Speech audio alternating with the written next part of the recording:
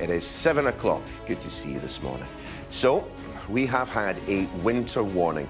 We're being told that Plan B is ready to roll if the COVID situation gets worse, but when exactly is worse? With scientists warning of a peak by December. We'll be asking the Health Secretary Sajid Javid, who's on the show shortly. The Shadow Work and Pension Secretary, Jonathan Reynolds, also with us a little later on. 5 ways to make sure your mashed potato is out of this world. Tip number 1, when you're cutting your spuds for mash. Also this morning, the TikTok chef who's not let her COVID redundancy stop her from becoming an online sensation. We'll see what she's cooking up for us at 20 to 10. But also on the show, we will be talking to the Mission Impossible star Douglas Scott about how he's hoping to make it his mission possible to help countries face up to the water crisis facing millions of people. It is Wednesday, the 15th of September. COVID case warning. As scientists say, people heading back to work after restrictions ease could drive up infections, causing a peak by December. A diplomatic spat as the Chinese ambassador is banned from UK Parliament.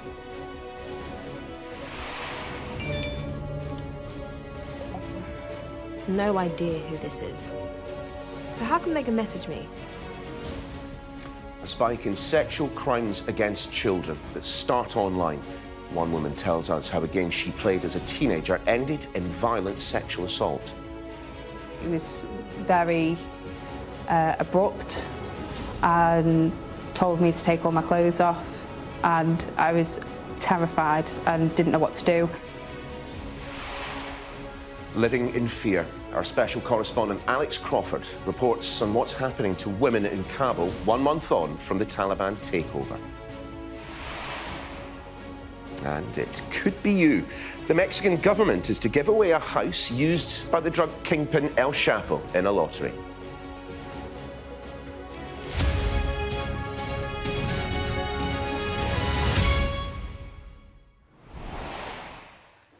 Morning all. We are heading into the winter months with a Plan A and a Plan B to fight COVID.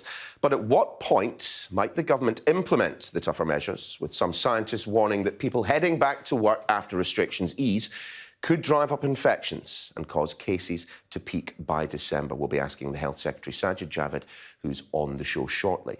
But first, let's take you through the plans themselves. Well, the Prime Minister confirmed that the vaccine booster programme will begin for the over 50s and for those under 50 who are more at risk. The government has also accepted the recommendation for 12 to 15-year-olds to be vaccinated. Protection like face masks will still be suggested in crowded places.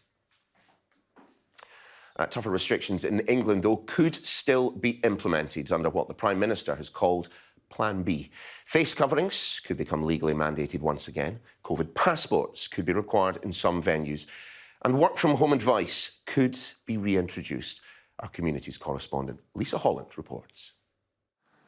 In the city where the first vaccine was given, as the government announced its winter vaccine plan, we went to meet a rock band to discuss living with COVID.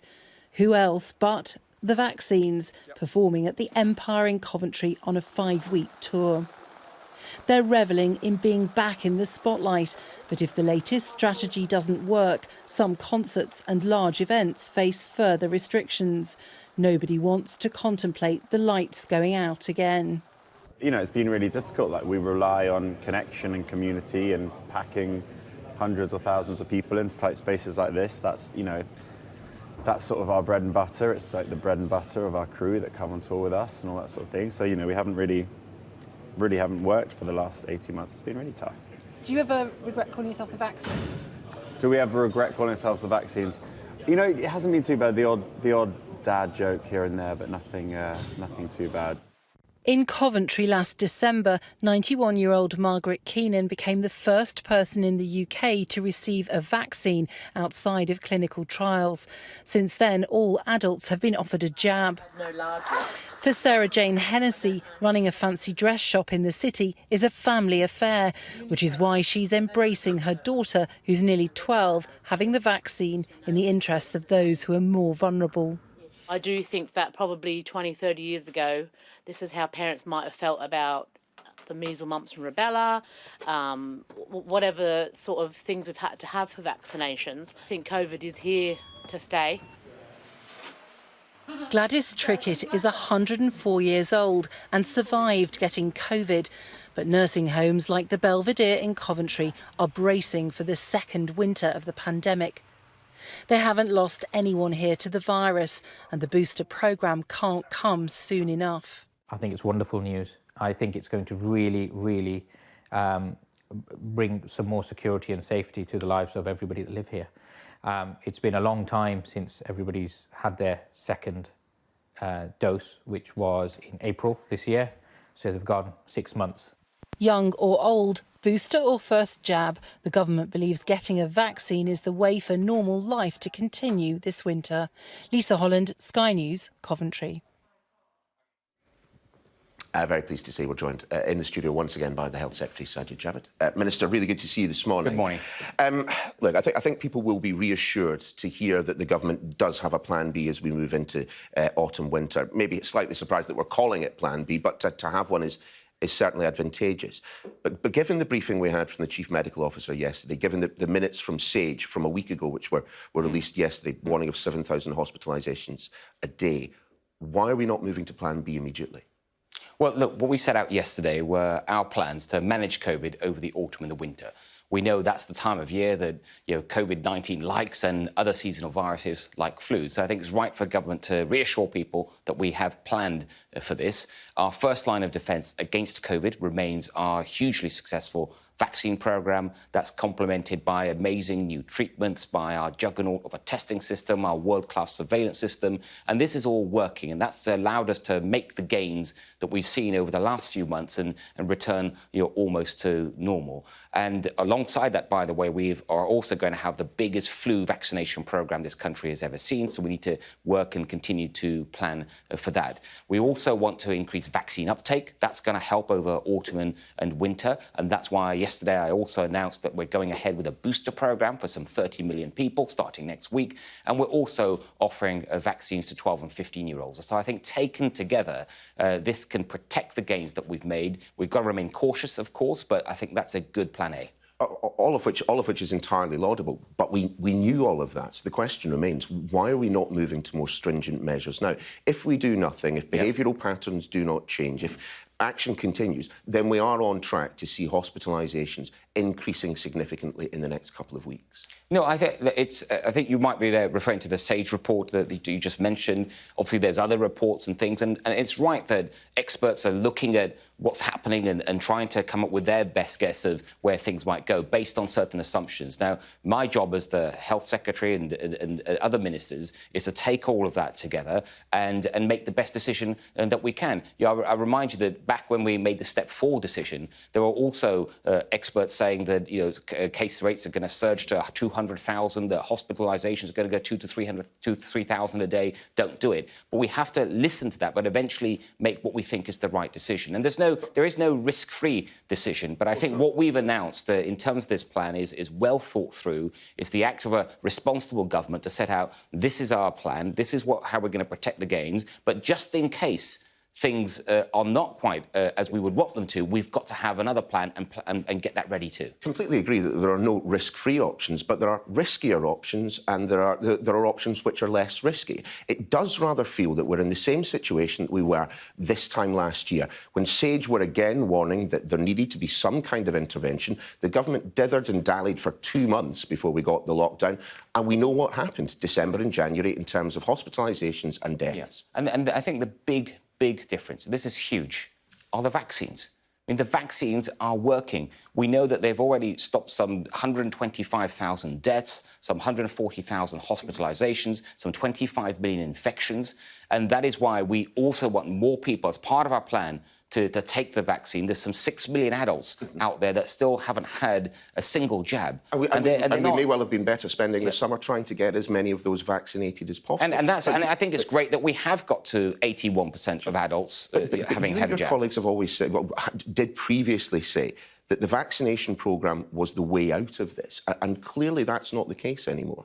Well, I think if we all look at where we are today versus even at the start of this year, we've made huge progress. And the reason for that is the vaccines. Now, it's not just the vaccines on their own. We can't just rely on the vaccines, and that's why the new treatments that we have in the NHS is hugely important as part of our defence. Our testing system, where our offer of a free test, that is identifying some quarter of the positive cases that we see on a daily basis. And so when we get those people to isolate, that helps protect not just them, but those around them. Our surveillance system, it's the best in the world in how we now can better look out for and track any new variants, and especially those that might concern us. So, taken together, that's a very strong package. That said, and if they are implying this, I would agree with this bit, is that we need to make sure that we've also got plans in place just in case, for example, there is a new variant of concern, let's say highly infectious, has some kind of vaccine escape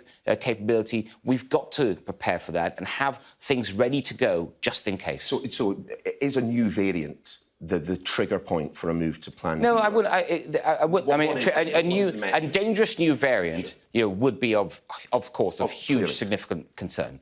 But it doesn't. There could be other issues. So, for example, what happens in the NHS is going to be hugely important to me, to the whole country, making sure that we don't get to a position again where the NHS becomes unsustainable. Well, what level of hospitalisations would be unacceptable then? Well, I think we're going to have to look at a number of measures, which we already do, working closely with our friends in the NHS. So, of course, that would be the level of hospitalisation. It would be the pressures on A&E, the pressures on the workforce. So we'd have to take all of these together and obviously on a daily basis, talking to our friends in the NHS to see how they are coping with pressures. Now, we know at a winter time, even in a normal winter, without COVID, it can get very tough for the NHS. Now we've got to layer COVID on top of that, and going into this winter, I think we just want to be as best prepared as we possibly can. Do you now accept that you were wrong to say back in June that the relaxation of restrictions was irreversible? I mean, messaging at times like this, particularly in a public health crisis,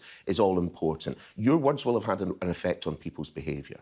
I, like anyone else, as we remove measures, I want it to be irreversible. But as we've said now... You didn't say that. You said it was irreversible. Do you accept now that you were wrong to state that the messaging was wrong? I want them to be irreversible, and I think that what I was expressing then and what many people have expressed, a desire that we just keep moving forwards, that we don't have to go backwards into measures that we'd wish we'd just said goodbye to. But I think we just have to be remaining cautious. And I think what we set out yesterday as a government, our plans to keep up with the vaccine programme, to keep up with the testing, I think these are the good, solid measures. But we've got to continue to work together as a country to protect the gains that we've made. Sure, but I think the problem is that the messaging seems to veer between one point in the day completely cautious, the other end of the day completely optimistic. I mean, let's just take one of the aspects from Plan A as outlined by the Prime Minister yesterday, the advice that we should now be wearing masks in crowded places, masks in indoor situations, masks when people requested of us, according to Chris Whitty.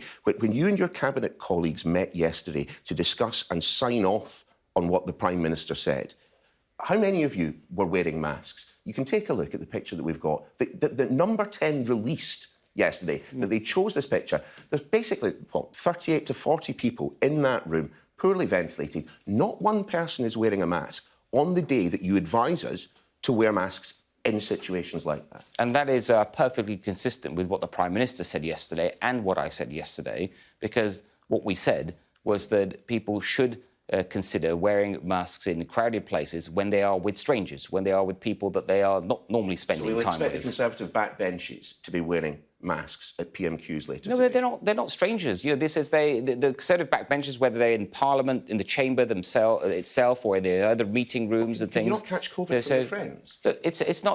You have to take measures that are appropriate for the prevalence of COVID at the time. And with the measures that we've taken with vaccines, with testing, with surveillance, and sensible use of masks when required, And as we've suggested yesterday, which has been perfectly consistent, by the way, with what we said at the time we entered step 4, we took that step, and what I said at the time about masks, what the Prime Minister said, that hasn't changed. And so that messaging has been consistent throughout, and it's important that we set out, as we have in this plan, about how we can work together to protect these gains. Do you think more or less people would wear masks if they saw you wearing them around the cabinet table?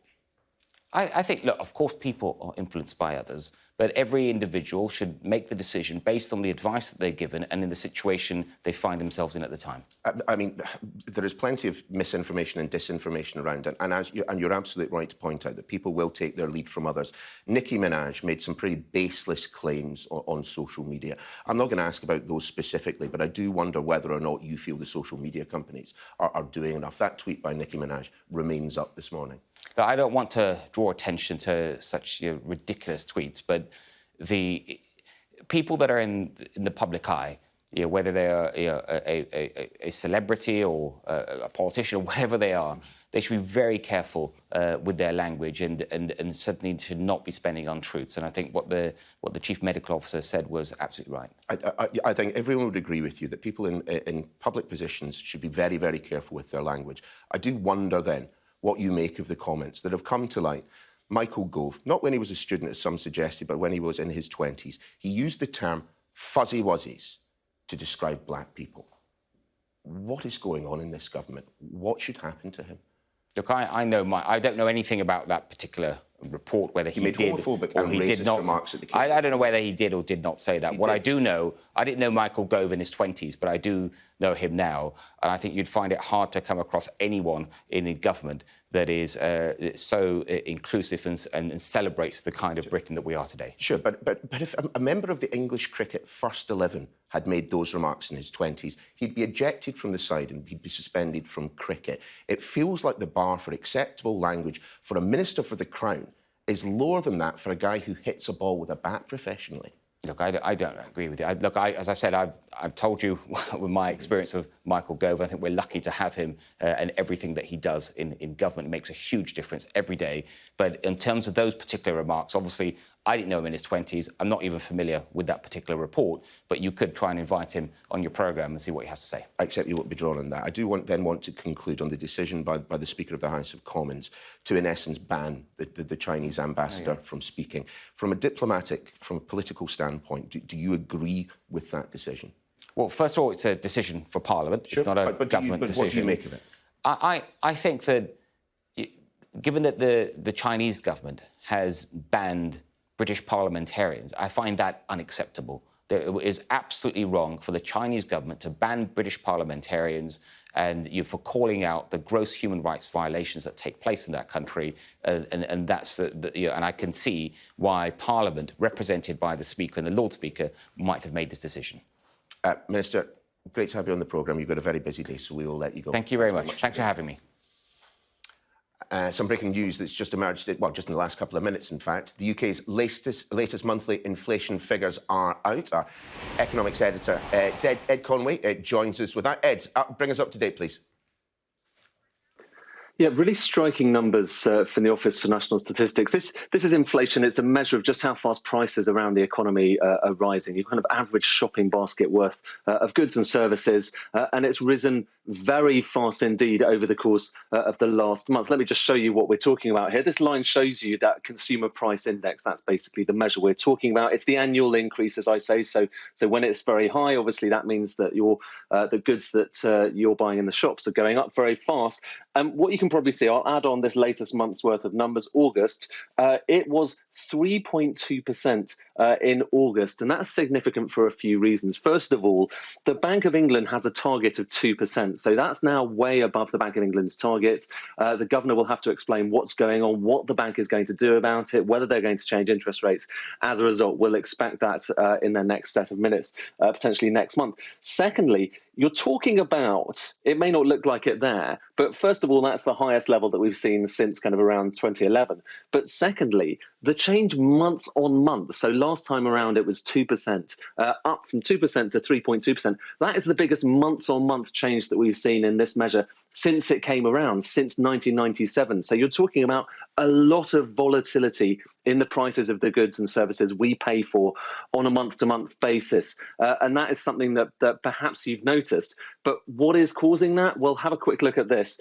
These are the different contributions, and obviously there's a lot of things here. But look, by far and away, it was prices at restaurants and hotels that are up a lot since last year. What was happening this time last year? It was eat out to help out. So prices went down a lot last year. They're coming back again this year. So a lot of people, the Bank of England included, will probably say this is likely, high as it is, to be quite temporary. Ed, thanks very much indeed. Well, as you had just heard a couple of minutes ago during our chat with the Health Secretary, there is something of a diplomatic spat brewing. The Chinese ambassador to the UK has been banned from our parliament. The Speaker saying that it is not appropriate for him to enter because of sanctions China has put on British MPs who spoke out about Uyghur human rights issues. The ambassador was clearly hoping for slightly better relations, though. Here he was in week one of his new job. I look forward to working with the British government and France in all sectors to increase engagement and communication, enhance mutual understanding, and promote mutually beneficial cooperation between our two peoples. Let's bring in our Asia correspondent, Tom Cheshire, who's in Shanghai this morning. Good to see you again, Tom. How's this playing out where you are? Yeah, well, there's not a lot of mutual understanding right now, is there? I mean, just to give you the previous on this, earlier in this year, the UK government sanctioned 4 Chinese officials for what it called gross human rights abuses in Xinjiang, the region in northwest China, where up to 1 million people are estimated by the UN to have been put in detention centres. China fired back with its own sanctions, not against UK officials, but against think tanks, academics, lawyers, but also politicians, including senior conservatives like Sir Ian Duncan Smith and Tom Tugendhat. And that had been the case for a while. What changed was that the Chinese ambassador, he's relatively new, I think he was making those remarks back in June, Mr. Zheng Zheguan, he was supposed to go to Parliament to give a speech to a cross-parliamentary group, which is a lot more friendly to China than most parliamentarians. People spotted this and said, well, it wouldn't be appropriate, it would be an insult to Parliament for him to come there while there are still these sanctions in place. And you might think that's fair enough. You're not going to go to someone's house for tea if you're sanctioning them at the same time. But the Chinese ambassadors reacted very quickly, very furiously as well. He said in a statement that this is a short-sighted, reckless and cowardly move. We despise and strongly condemn this. So very, very strong words there. What's interesting, though, is there is a distinction being made between UK Parliament, which has been giving China a lot of trouble. People stand up and say things that are displeasing to China, and UK government, which isn't mentioned in this. But we're awaiting further reaction from Beijing at its daily press conference at 3 p.m. local, about an hour's time from now. And Tom, just the other day we were talking about North Korean missile launches, reports of some more. Yeah, like buses, you wait a long time, and then we've got 2 launches at once. This is a different sort of launch from what was reported over the weekend. That was a cruise missile. It was announced by Korean state media. This is different because it was announced by Japanese and South Korean militaries. They both spotted this, which indicates it is a bigger missile. We don't know how big. We don't know whether it violates those UN security resolutions. But I think what we're seeing is a concerted effort by North Korea to remind the world of its presence. Those 2 missile launches, a big military parade in Pyongyang, and the news from the UN last month that it had restarted its nuclear reactor. There are nuclear negotiators from US, Japan, South Korea all meeting in Tokyo, so that's timing. And also Wang Yi, the Chinese foreign minister, is in South Korea. So while this is all happening, I think North Korea is reminding the world about its capability and about its threat. Tom, many thanks indeed. Plenty coming up on the show this morning. At past, Dr David Nabarro from the World Health Organization will once again be joining us, this time to examine the government's winter coronavirus strategy. Has social care become the forgotten sector in the government's winter COVID plan? I'll be hearing from a care home boss, Sam Monaghan, at 2:15. And then at 8:05, I'll be speaking to Labour's Work and Pensions Secretary, Shadow Work and Pensions Secretary, I should say, Jonathan Reynolds, giving us his view on the government's COVID winter plans. The NSPCC wants the new online safety bill going before Parliament to include criminal sanctions for social media companies which fail to protect children from sexual abuse on their websites. There's been a rise of 78% in online crimes against children in just 4 years. Our home editor, Jason Farrell, spoke to one young woman about her experience of being abducted and sexually assaulted after being groomed online. Danielle has waived her anonymity to warn others about what happened to her when she was just 14. What started with a child's online game ended in violent sexual assault. There were virtual world websites, and it was on one of these websites that it all started, basically. So there was private chat rooms, and it started off as just a friendly conversation. Obviously asked how old each other were, and he said he was around 16. But the man, not child, John Graham Edwards, was actually in his late 40s. He groomed Danielle in the online game's chat room, arranged to meet her, then abducted her, taking her to a forest. He was very abrupt and told me to take all my clothes off, and I was terrified and didn't know what to do. I didn't know where I was. I knew I was quite far away from home, and I just did what he told me to do. Later, he repeatedly sexually abused her. A digital game had led to real-life horror. And Danielle's story is becoming increasingly common. Data from 39 police forces show over 5,400 child sexual offences involving online contact were recorded in 2016 to 17, but it rose 78% in 4 years to over 9,700 offences last year. The NSPCC wants to strengthen the draft online safety bill. It does propose criminal sanctions for companies, but the charity says they're watered down and don't relate directly to keeping children safe on their platforms. And they want a named person scheme, which would make senior managers at tech companies personally liable. If a senior manager consistently and repeatedly fails to ensure that their platform is fundamentally safe for children to use, then there should be the backstop of criminal sanctions. The government told Sky News our new laws will be the most comprehensive in the world in protecting children online. Failing firms will face hefty fines or have their sites blocked, and we will have the power to make senior managers criminally liable for failing to protect children. Danielle's abuser was imprisoned, but when released, he groomed more children and was convicted again. It begins with these websites, it begins with these apps, it begins with the internet. So I think they should be held accountable for part of this, yeah. As this NSPCC campaign conveys, it's all too easy. No idea who this is. So how can Meghan message me? Awareness and regulation are the best defence to protect children. Jason Farrell, Sky News. Some other news this morning, and it's being reported that more than 1,400 dolphins have been killed off the coast of the Faroe Islands. The Sea Shepherd Conservation Society claims it witnessed the slaughter in Eysturoy during the Danish territory's century-old traditional hunt. It claims it's the largest single cull of dolphins ever recorded worldwide. Let's take our usual look at the impact of climate change on the planet. The top line showing how the UK's power is being generated, 65% currently from fossil fuels. You can see how much warmer the Earth is now than in 1880, when modern records began, 1.234 degrees Celsius. Then, the figure beneath that, the time it will take to get to a rise of 1.5 degrees Celsius, a little longer than 11 years. Then that large figure at the bottom there, that's the total CO2 emissions in millions of tonnes. You can keep up to date with all the stories affected by climate change on the Daily Climate Show. That's right here, live on Sky News, every weekday at 6:30.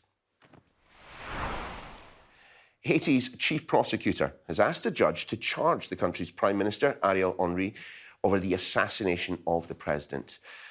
President Jovenel Moise was shot dead by assassins who stormed his home in the capital Port-au-Prince in July. A key suspect in the assassination allegedly called the Prime Minister twice, just hours after the killing. The Culture Secretary, Oliver Dowden, is expected to outline how Channel 4 could thrive, even if it's sold. The Department of Culture, Media and Sport is consulting on a possible privatisation for the company, which is government-owned. Channel 4 has warned that privatisation may cause them harm. The US Justice Department has asked a federal judge to issue an order to block Texas from enforcing a law banning abortions from around 6 weeks. The department argued that the law was adopted to prevent women from exercising their constitutional rights. The law has no exceptions for rape or incest. Well, last week, the Justice Department filed a lawsuit against the state.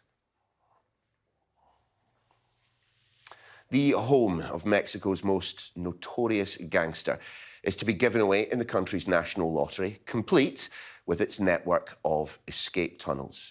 Sky's Aisha Javid joins us now. Aisha, what on earth is going on here? And tell us a little bit more about this, well, some person's dream property, perhaps not mine.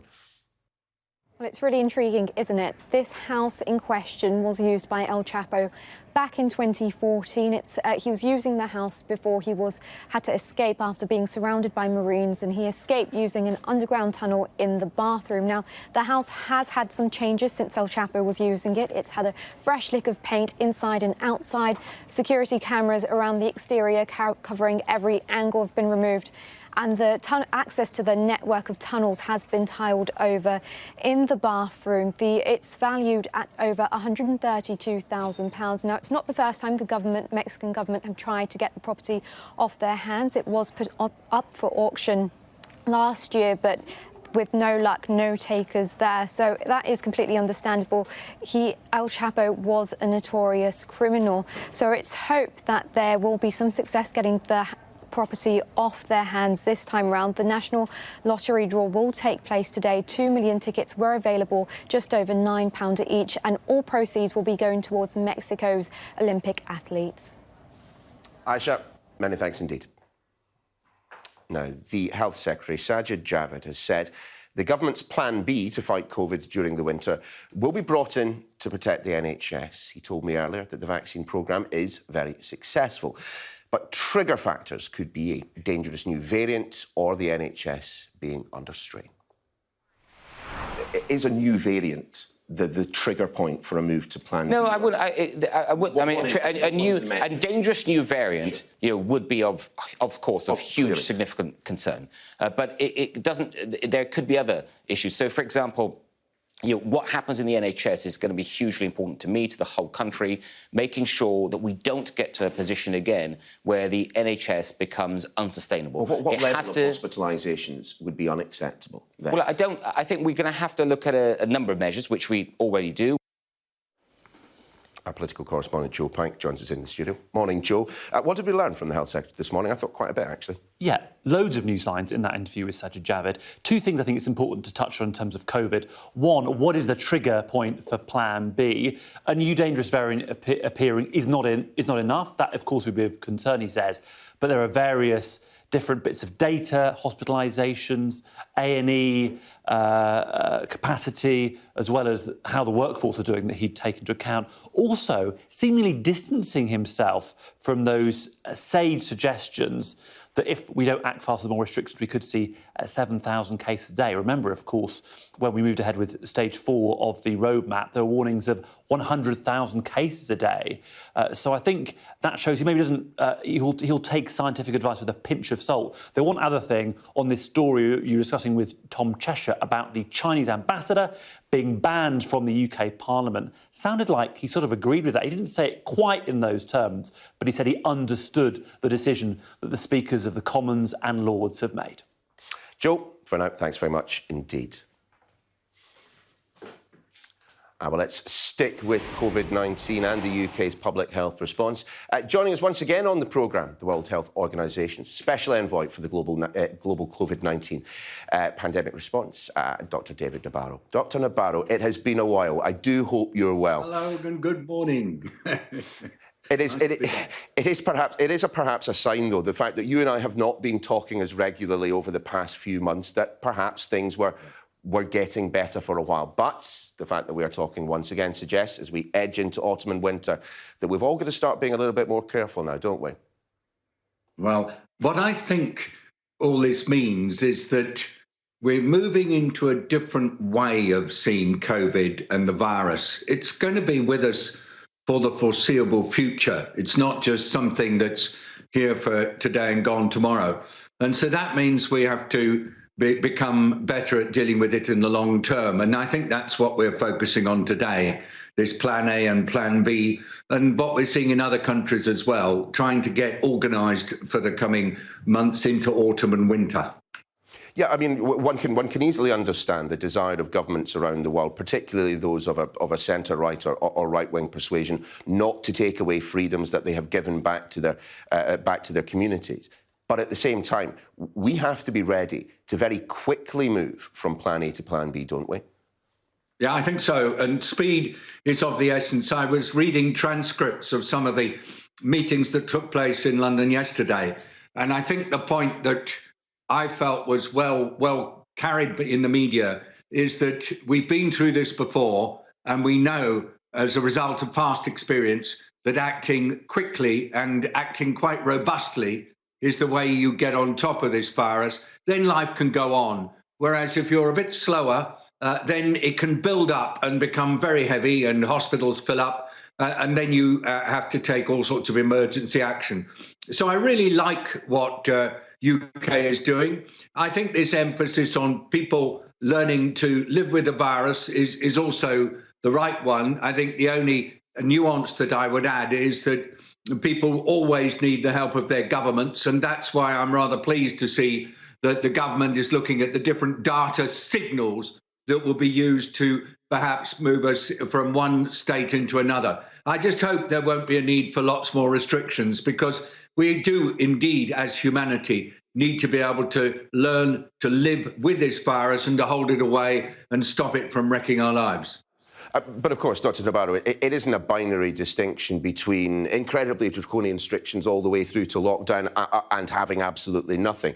There does feel in the UK at the moment, perhaps, well, in England, let's at least speak about the responsibility that the Prime Minister has. In England, at least, there is a reticence to perhaps even do something as simple as bringing back in mandatory wearing of face masks in public areas. I mean, from their perspective, it does seem it's all or nothing. Wouldn't you, perhaps, from what you're saying, suggest that they could bring in a couple of measures? Yeah. Neil, I want to really agree with you on that. And I like the way you put it. You see, when we're trying to deal with this virus, we have a number of tools that we can use. And from our perspective as public health people, we don't make distinction between tools in terms of whether or not people like them. And so if we believe that wearing face masks will make a difference to the risk, if we believe that being more than a metre or so apart from each other will make a difference, then we're going to recommend it. Now, what I've noticed is that in some countries, the actual act of wearing a mask or accepting some of the restrictions that COVID requires is seen as a sort of political activity. You do it if you belong to one party and you don't do it if you belong to another. I want to be very clear. This virus has no political affiliations at all. The facts are the same, whatever party you vote for. And so I think we're going to continue as health people just saying, here's the situation, and please follow the advice, regardless of whether you are on that side or the other side of the political spectrum. I like the way you put it. I'm very pleased to hear you say that, Doctor. I do want to just quickly question you, though, about the expansion of our vaccination programme. On the one hand, of course, we are hearing that boosters will be offered from next week to those who are over 50, which does suggest, of course, that there is a waning efficacy. We understand that to be the case. But more than that, the United Kingdom catching up, I would suggest, with other parts of Europe in terms of vaccinating the 12 to 15-year-olds. Were we a bit slow to that? Well, I want to be clear.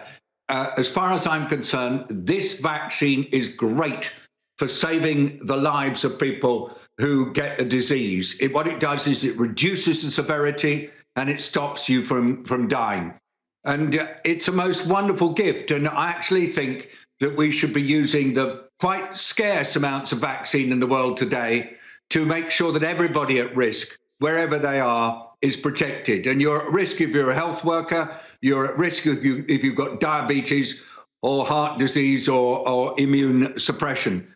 So why don't we just get this vaccine to where it's needed? Now, some countries giving lots of vaccine and doing boosters and giving it to some children, I find that difficult because from my point of view, as somebody who's responsible for world issues, I just can't distinguish between a person in the UK or a person in Uruguay who's at risk of the disease. I want to see the vaccine available to everybody. So I'm still pushing against this business of using lots of vaccine in a few countries when we've got the shortage, especially because this virus is constantly changing and new variants are emerging quite regularly. So we have to have a worldwide approach to it and not a country-by-country approach. David, always good to see you. Hope you and yours are well. Dr David Nabarro there from the W. Thank you very much indeed. Glad to be with you. Well, let's stick with the topic. Joining us now, Professor Mike Tilley from the University of Warwick and a member of the SAGE subgroup, the Scientific Pandemic Influenza Group on Modelling. Professor, good to have you on the programme this morning. We got quite a bit of detail from the Prime Minister, from Chief Medical Officer, Chief Scientific Advisor yesterday. What do you make of the plan? Well, the two-pronged plan. Plan A with Plan B on standby.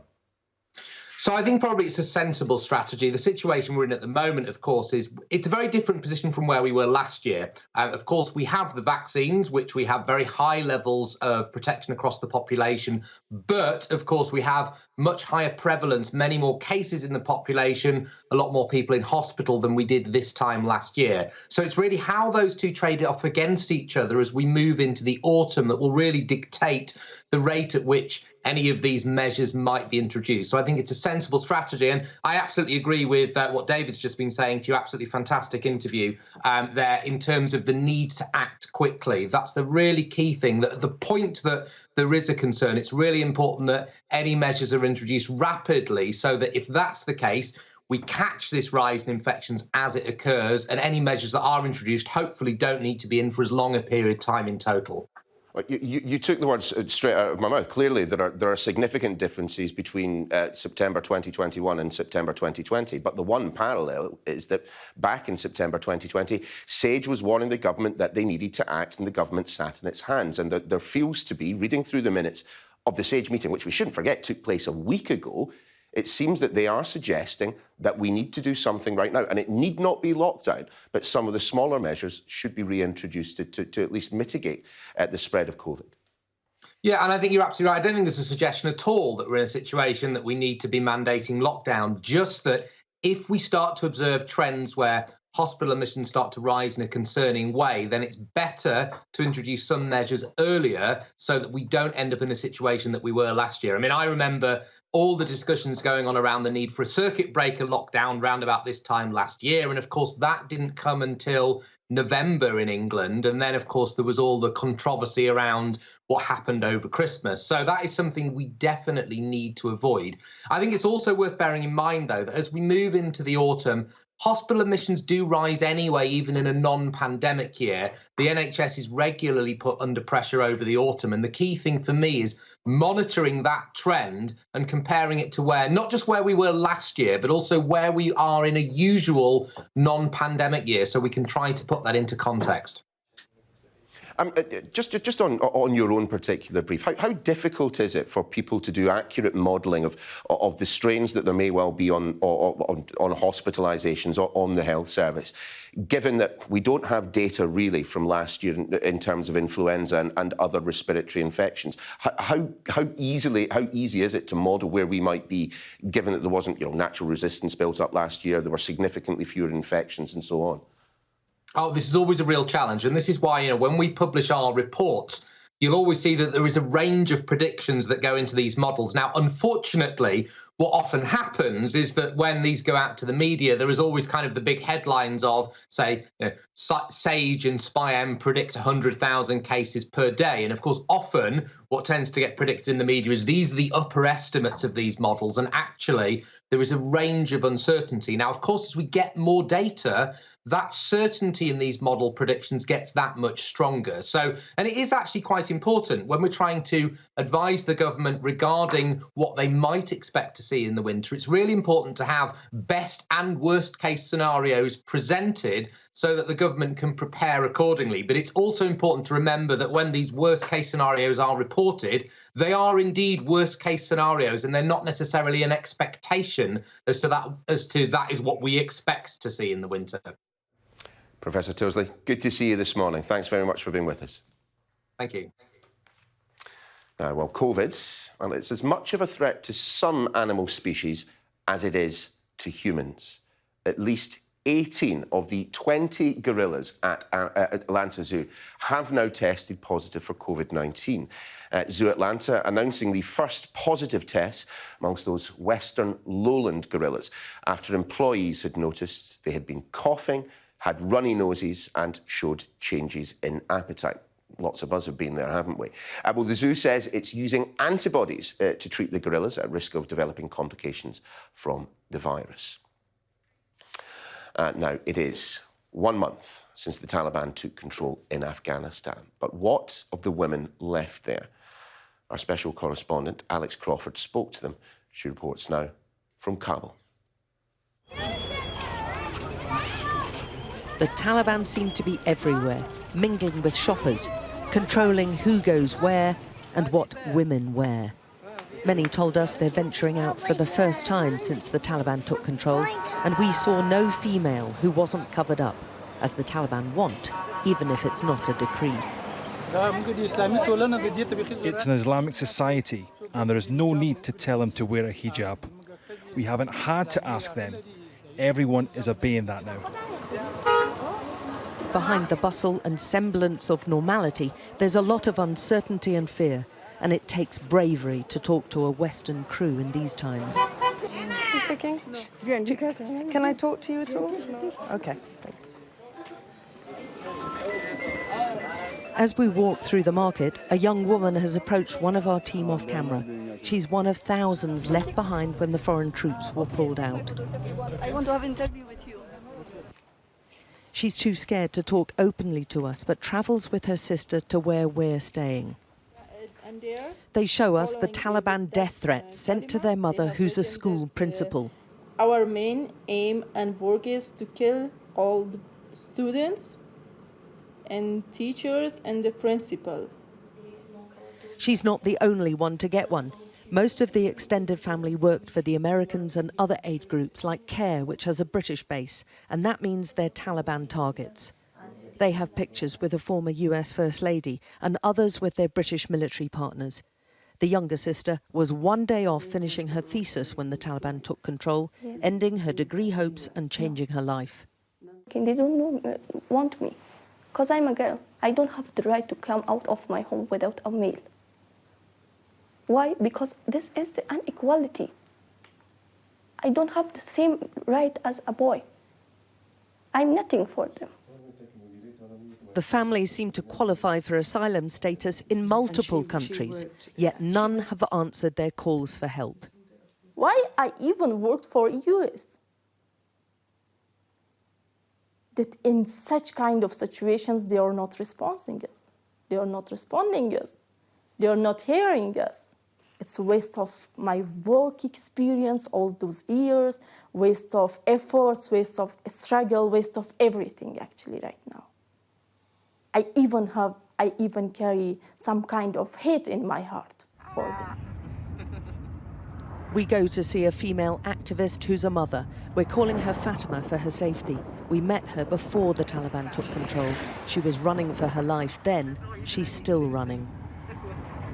Fatima and her family were cleared for evacuation by the British military, but before she could get there, the suicide bomb detonated, killing nearly 200, including 13 US service personnel.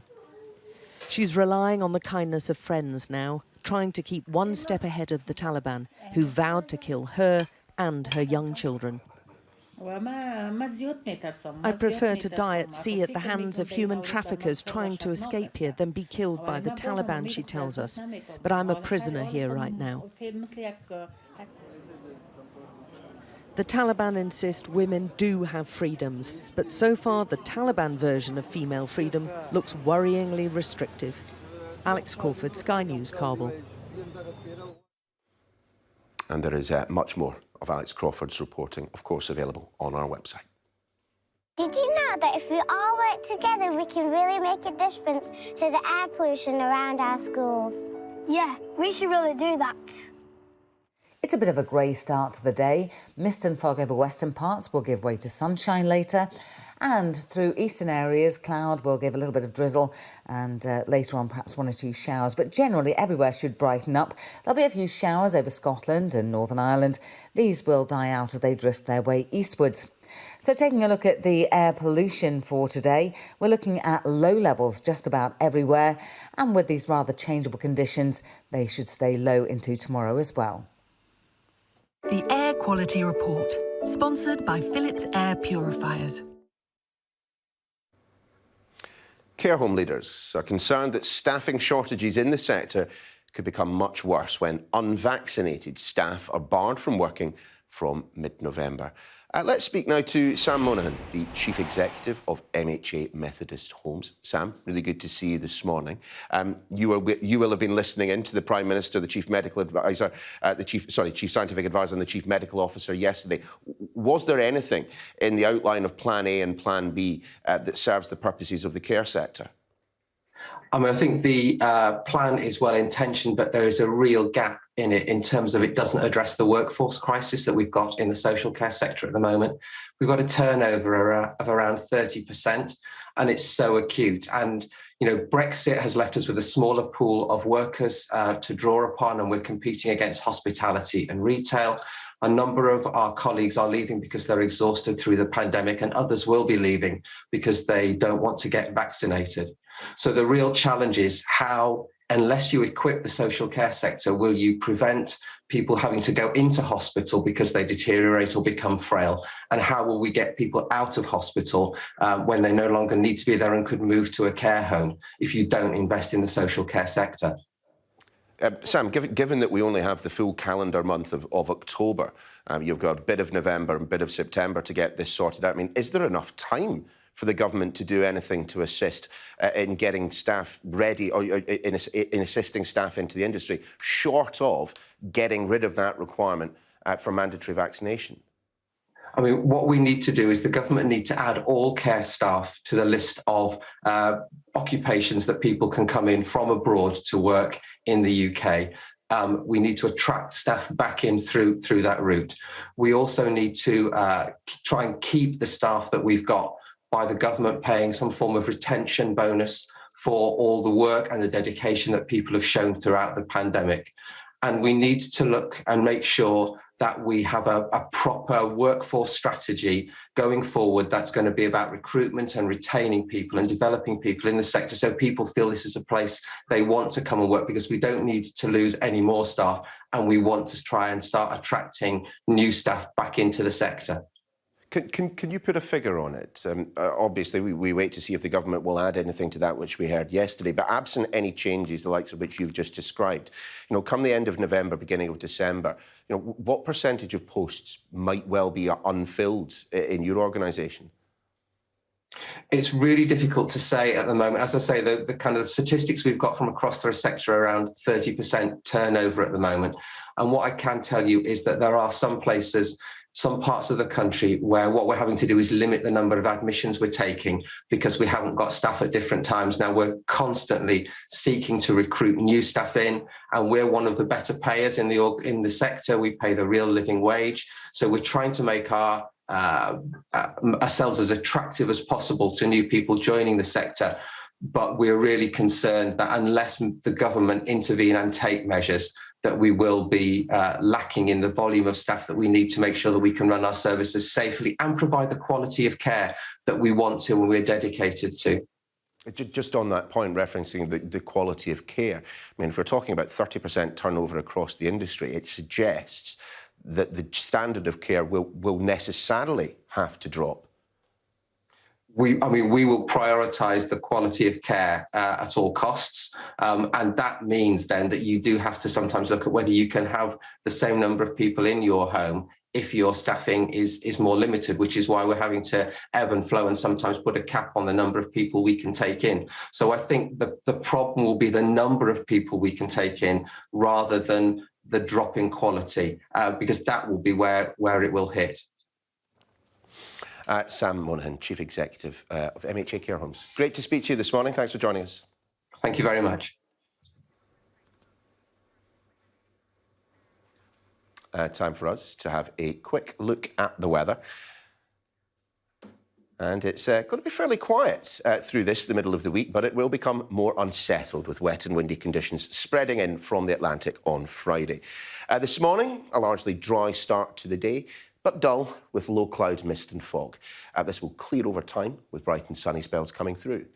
There are a few showers over Scotland and Northern Ireland. These will drift eastwards through the day, dying out as they go. The afternoon might bring with it a few isolated showers in the east of the country, but it will be fine for most of us. Temperatures, though, creeping up pretty high, 22 or 23 degrees Celsius, a little above average for the time of the year.